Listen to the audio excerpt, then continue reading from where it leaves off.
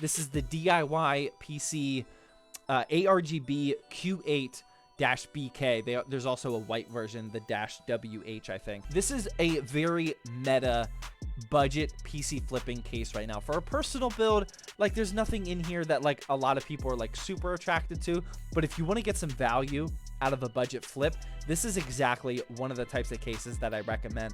This goes back to the DIYPC roots of using super cheap metal, a couple decent quality RGB products. They are powered by Molex, but as long as like you're not like super anti-Molex, which I think people overrate their hatred for, you'll be perfectly fine. It will come down to the subjectiveness of if you like that Tetris color design up there. I personally think it looks really cool if it's a solid color. If you're using the rainbow puke or any of the multicolor effects or whatnot, I don't think it looks good up there. I don't know why they advertise that on their website, other than just trying to tell you that it can be any color you want.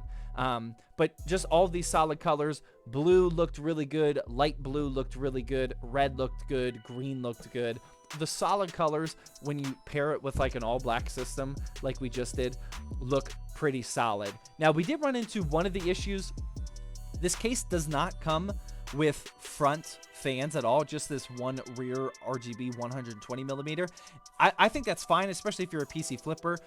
There's a 99% chance that you have extra black fans that you can just throw up there. But the problem that we ran into is that there's holes for 140 millimeter fans and 120, obviously, but I couldn't fit my two 140 millimeter fans on there. These are the Be Quiet Pure Wings 2. Now, I guess they're a little bit wider than normal, but like not by much. Like the screw holes are obviously going to be the same place for all 140 millimeter fans.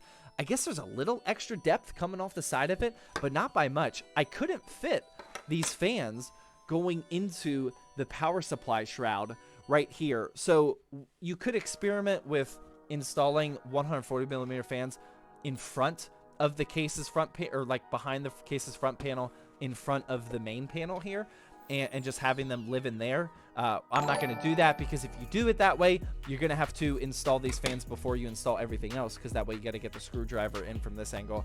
Regardless, I would recommend just throwing in two black 120 millimeter fans in there, and you should be perfectly fine.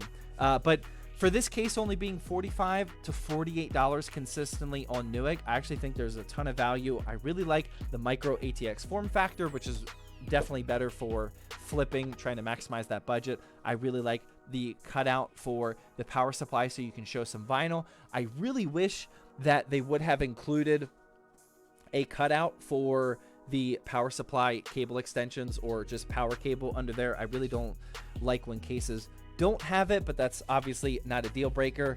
And then for cable management, there was enough room for a basic build like this. Even with cable extensions, there's no help on the cable management whatsoever. There's just a couple little posts that you can use for zip tying, but there's no like cable channels, or nothing is pre-routed or anything. You got to do the cable management yourself, but there is enough room if it's a basic build like this. If you throw a radiator in here, like that's attached to an AIO that's got cables all over the place, extra RGB fans everywhere, it would definitely get a little bit tight. But for a basic build like this, a basic flip like this, I don't think the cable management is much of an issue.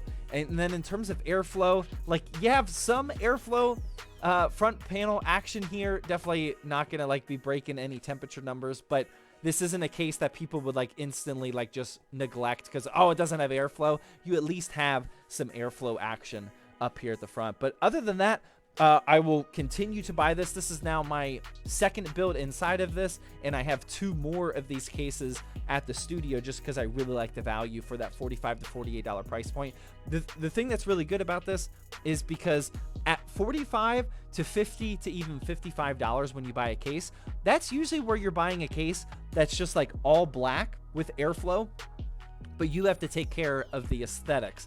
This only costs $45, but it takes care of the aesthetics as well. You don't need to add any extra RGB to this if you don't want to. The RGB up at the front and the back is enough if you make it clean on the inside. So just a ton of value for PC flipping. But yeah, that's my quick review of the DIYPC ARGB-Q8-BK. we'll definitely continue to use this for budget flips. All right, here we go. Boom. There we go. That's what the PC is going to look like, ladies and gentlemen. I get more joy out of making budget builds look sick, or at least clean. That's as clean as it gets, man. Just, I've said this so many times. Just pick all black components and let the RGB take care of the work. So, like I said, I'm not a big fan. Look at the power supply shroud, like that light. Oh my God, that looks so good. I'm not a big fan of any of these weird designs on this case. I really just like the solid colors. And like when it's all black like this, you can go green, you can go blue, I wouldn't really go yellow. You could definitely go purple, definitely go light blue, definitely go white. And then there's the other ugly ones. What color do you guys think is the best here? I don't really like any of those, but either way, this is looking clean, man. It's also got like pulsing and whatnot. I think I like blue. I think I like dark blue. Purple. Yeah, I think purple might be the pick. Purple looks pretty solid. Everyone likes black and purple. I love that.